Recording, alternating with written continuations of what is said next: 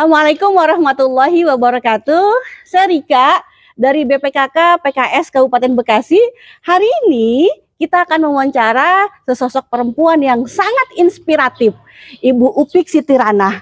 Beliau adalah istri dari Wakil Ketua DPRD Kabupaten Bekasi, Bapak Muhammad Nuh. Beliau juga punya warung, namanya Warung Wareng, dan beliau juga seorang pengusaha. Nanti kita ikutin yuk wawancara hari ini, oke? Ya. Assalamualaikum Bu Upik. Waalaikumsalam Bu Rika. Apa kabar Bu Upik? Alhamdulillah luar biasa, Allahu Akbar. Wih, subhanallah. Tetap semangat terus ya Bu ya. Semangat. Gimana kabar keluarga Bu? Alhamdulillah sehat semuanya. Dan ada satu yang sakit. Mudah-mudahan sakit apa, Bu? doanya ya. Demam, biasalah udara seperti ini tuh memang lagi di mana-mana ya, rumah sakit juga penuh Bu Rika. Jadi mudah-mudahan sehat, udah berobat sih. Amin ya rabbal alamin, semoga lekas sembuh kembali Bu. Amin, Allahumma amin. Lagi sibuk aktivitas apa nih? Banyak. Biasa. Luar biasa, memang menjelang Hari Ibu ada beberapa kegiatan, baik itu kegiatan PKK, Kampung KB, kemudian juga Majelis Taklim, dan ada kita punya dapur wareng Bu. Luar biasa Bu, Masya Allah ya gitu. Kita boleh sambil jalan-jalan ya Bu ya, mengitari area rumah Ibu nih. Ya, ya, saya tinggalnya di kampung Bu. Jadi kampung, makanya suasana kampung. Iya Bu, adem banget ini, nggak serasa kayak. Iya, rambutannya juga masih pentil-pentil. Oh iya, kalau panen kita bisa bareng-bareng ya Boleh, Bu ya. datang nanti saya telepon. Saya kasih satu pohon ya buat Bu Rika. Masya Allah. Ya silakan Bu Rika. Ya, makasih. Makasih Bu.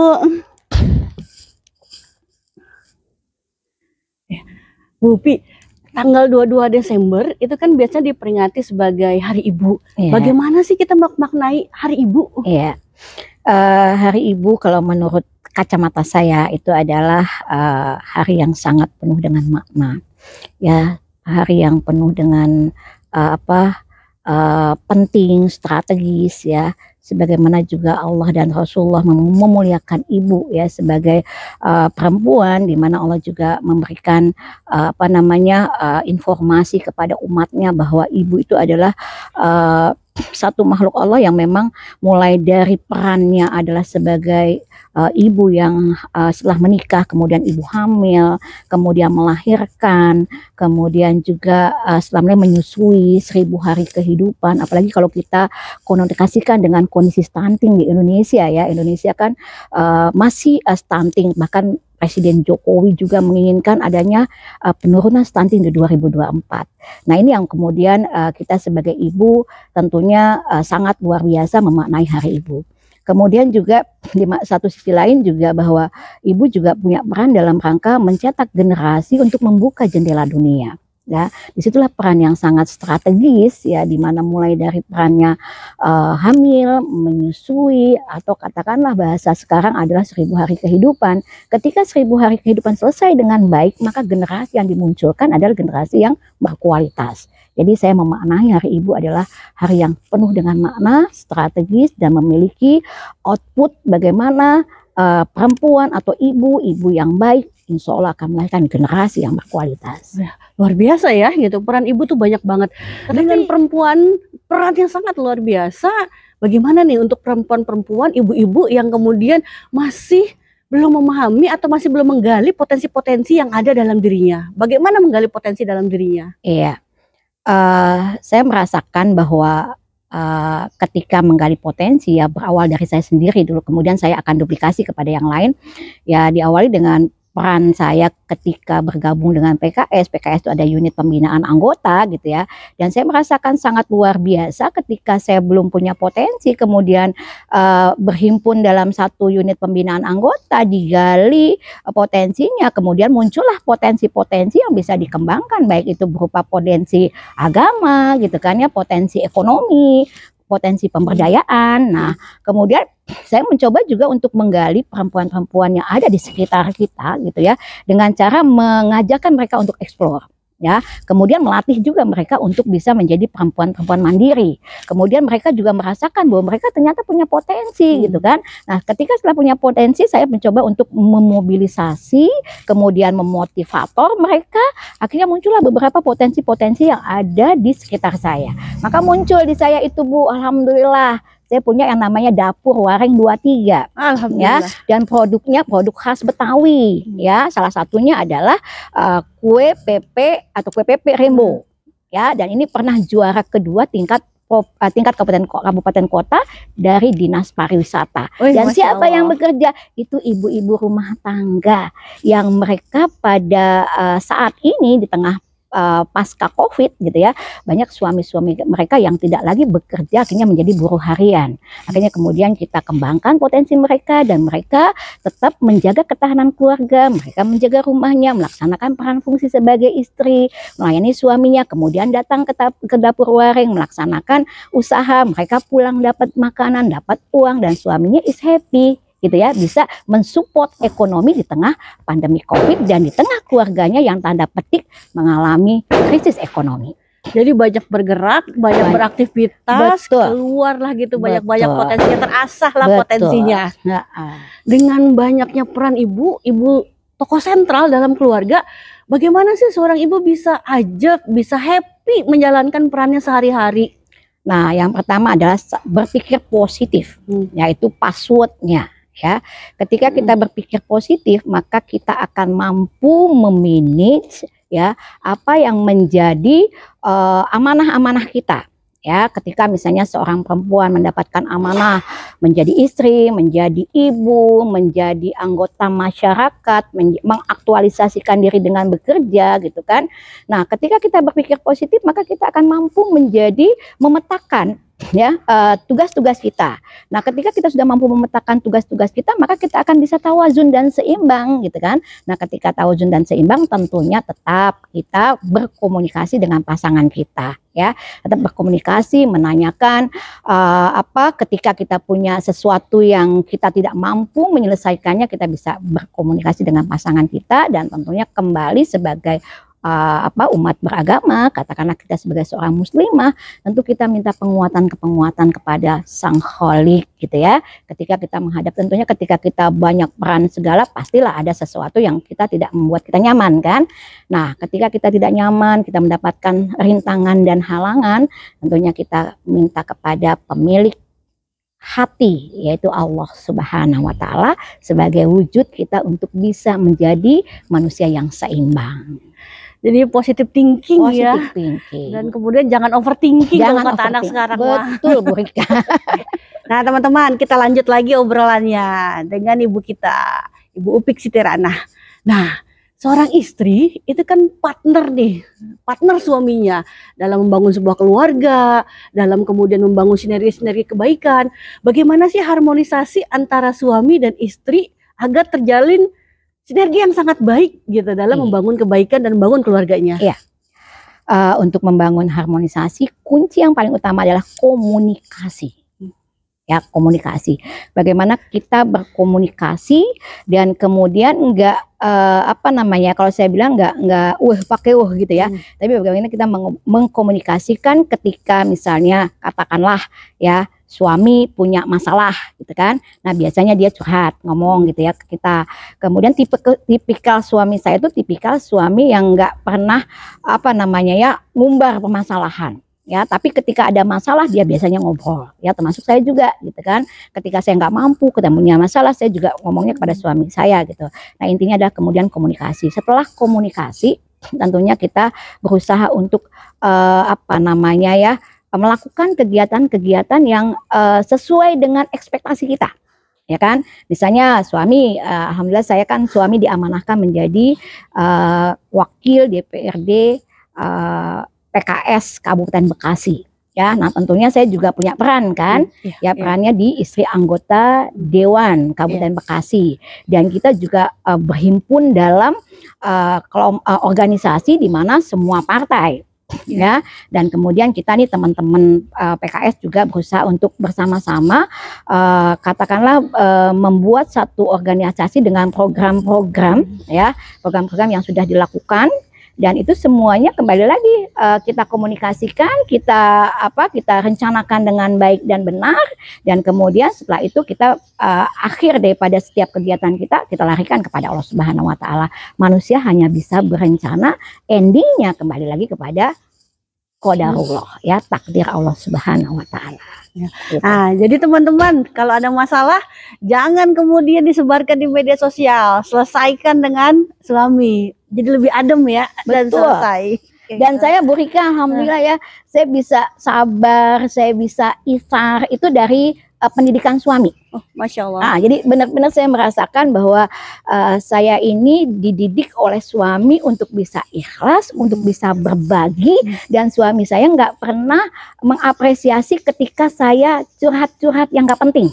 Ya, jadi benar-benar luar biasa saya mendapatkan pasangan hari ini, dan sudah aki-aki nenek-nenek ya sekarang itu ya, aki-aki nenek-nenek yang mudah-mudahan kita dipisahkan hanya dengan maut. Amin, amin, amin, amin. Nah, kita lanjut deh. Oke. Bagaimana sih kemudian mengelola potensi-potensi konflik yang mungkin ada dengan suami, dengan keluarga, anak, atau keluarga besar? Ya, tentunya setiap hidup pasti ada ujian ya. Nah, ya. Karena kan dunia negeri Iya, imtihan benar-benar. ya, sementara akhirat adalah negeri jaza, balasan ya. Nah, bagaimana kita mengelola konflik ya, tentunya yang pertama adalah kita bersahabat dengan konflik dulu, bersahabat dengan masalah Bersahabat dulu. dengan masalah. Ya, bersahabat dengan masalah, kemudian kita jadikan bahwa ketika kita mendapatkan ujian ini adalah qadarullah, ketentuan Allah ya. Kembali lagi tadi berpikir positif lagi kan. Setelah kita berpikir positif, kemudian kita mencari solusi. Ya, jangan berpikir begini, apa kata orang gitu ya. Kita sibuk dengan apa kata orang sementara kita abai dengan masalah yang kita hadapi gitu ya. Tapi bagaimana kita bisa bermasalah dengan konflik, kemudian kita mencari solusinya, sehingga kemudian intinya setelah kita mendapatkan solusi, kita berlapang dada ya, berlapang dada, dan kemudian kita berusaha untuk tadi ya, bagaimana kita bisa bersabar dengan kondisi yang ada, bahwa setiap konflik ujian itu adalah datangnya dari Allah, dan kalau kita berpikir tentang keimanan gitu ya, maka ujian itu adalah meningkatkan keimanan, dan di balik ujian itu ada hikmah yang bisa kita petik. Luar biasa. Jadi selama kita masih hidup, konflik-konflik ini justru malah membangun kita ya. Betul. Kita melewati banyak sekali waktu di pandemi kemarin, dan ada sebuah analisa bahwa tahun depan, tahun 2023, kemungkinan terjadi sebuah resesi.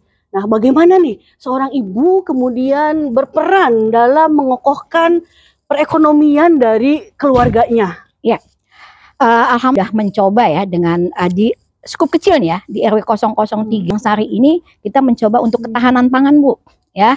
Dan kemudian support juga tuh dari dana Desa Lampang Sari ya. Di antaranya bentuk kegiatannya adalah setiap warga menanam tanaman seperti cabai, terong, kangkung ya, kemudian pepaya ya, kemudian juga menyiapkan ember-ember untuk menanam, katakanlah sekarang nih di wilayah kita ini kan banyak lele ya, jadi menanam lele, beternak lele ya. Dan kemudian kita juga akan launching nih, insya Allah nih tanggal 26 ini kita akan launching lahan yang kemudian kita akan tanam terong, cabai, dan pepaya. Kemudian kita juga akan membuat rumah bibit. Rumah bibit. Nah. Nanti bibit-bibit ini kita akan distribusikan kepada rumah-rumah yang ada di wilayah kita. Ya, minimal satu rumah ada 3 pohon cabai, 3 pohon terong. Nah, ini salah satu upaya kita untuk meminimalisir pengeluaran dan dalam rangka untuk ketahanan pangan. Dengan berbagai kegiatan yang dilakukan oleh ibu untuk ketahanan ekonomi keluarganya, bagaimana sih kemudian tetap menjaga stamina dan tetap terus semangat? Ya, nah saya ini kan pengikutnya Dr. Zaidul Akbar. Jadi saya menjaga tubuh kita itu dengan minuman rimpang ya, serai, kunyit, jahe, madu ya. Itu yang pertama. Kemudian yang kedua ya tetap pola makan ya. Apalagi saya udah usia 50 tahun ke atas. Saya juga menjaga pola makan yang seimbang, tidak banyak karbo, tidak banyak lemak, tidak banyak gula ya. Dan kemudian yang kedua, saya mencoba untuk istiqomah dalam berolahraga ya. Cukup 30 menit berolahraga. Kalau waktunya saya ada pagi, saya jalan pagi. Kalau misalnya saya waktunya sore, saya jalan sore. Saya juga mengajak ibu-ibu di sini untuk senantiasa menjaga kebugaran. Dan kita juga punya Bu kegiatan rutin Go PKS Go ya. Go PKS Go. Ya, Go PKS Go. KSN setiap pekan sekali kita mengadakan senam dengan segmen beragam ya, ada remaja, ada ibu tengah baya, ada nenek-nenek ya. Bahkan saya mengapresiasi ibu-ibu 75 tahun bersama dengan kita, bersama dengan PKS. Yuk kita bugar sepanjang masa. Ya teman-teman, kita lanjut lagi nih ke pertanyaan terakhir. Nah Bu Upi, ini pertanyaan terakhir nih. Apa sih saran buat emak-emak di Kabupaten Bekasi nih, di tempat kita, untuk kemudian kalau mau usaha? Ya, untuk ibu-ibu nih yang ada di Kabupaten Bekasi, untuk usaha yang pertama hobi dulu. Ya, yang pertama untuk usaha tuh hobi. Ya, setelah hobi kita lihat segmennya. Masyarakat ini butuhnya apa sih gitu kan ya. Kayak saya coba untuk mengumpulkan ibu-ibu. Kita punya usaha namanya Dapur Waring 23. Ya, produk kita itu salah satu diantaranya adalah goreng garam, kemudian kue pepek pelangi, kemudian juga ada rumput patimah. Nah ini adalah makanan khas Betawi dan biasanya ini suka disajikan di acara-acara pernikahan Betawi gitu ya. Dan alhamdulillah Bu, lumayan bagus gitu ya. Dan kalau mau lihat ada di IG kita Bu, Dapur Waring 23 itu ada produk-produk kita. Ibu silakan pesan ya. Semoga itu menjadi kesuksesan buat kita nih, utamanya ibu-ibu yang ada di Waring 23 Desa Lambang Sari. Cocok nih sama saya, hobinya makan juga. Ayo, oke. Nah, sebelum ditutup nih sesi bincang-bincang kita kali ini, silahkan Bu Upi closing statementnya untuk kemudian teman-teman ibu-ibu perempuan Kabupaten Bekasi. Iya, untuk perempuan Kabupaten Bekasi dan emak-emak Kabupaten Bekasi, jadilah perempuan yang berdaya, kreativitas, kemudian juga menjaga ketahanan keluarga, menjadi ibu yang baik bagi anak-anaknya, dan bagaimana kita juga menjadi anggota masyarakat yang bisa memberikan kesejahteraan bagi masyarakat. Dan tentunya juga kita sama-sama menjadi perempuan-perempuan hebat dalam rangka membangun Kabupaten Bekasi menjadi kabupaten berani. Ya. Terima kasih Bu Upik, sukses selalu. Amin. Jazakillah khair Bu Rika. Wah iya ki Bu Upik. Nah itu dia teman-teman wawancara saya dengan Bu Upik Sitirana, istri dari Pak Muhammad Nuh, Wakil Ketua DPRD Kabupaten Bekasi. Terima kasih sudah menonton dan komentar ya. Komentar terbaik insya Allah akan mendapatkan giveaway. Wassalamualaikum warahmatullahi wabarakatuh. Saya Rika Febrika, Ketua Biro Hubungan Kelembagaan Perempuan mewakili BPKK PKS Kabupaten Bekasi. Dan saya Ibu Upik Sitirana, Ketua Kampung Keluarga Berkualitas Desa Lambang Sari, Tambun Selatan, mengucapkan selamat Hari Ibu dengan ketahanan ekonomi keluarga, ibu bahagia, Indonesia sejahtera.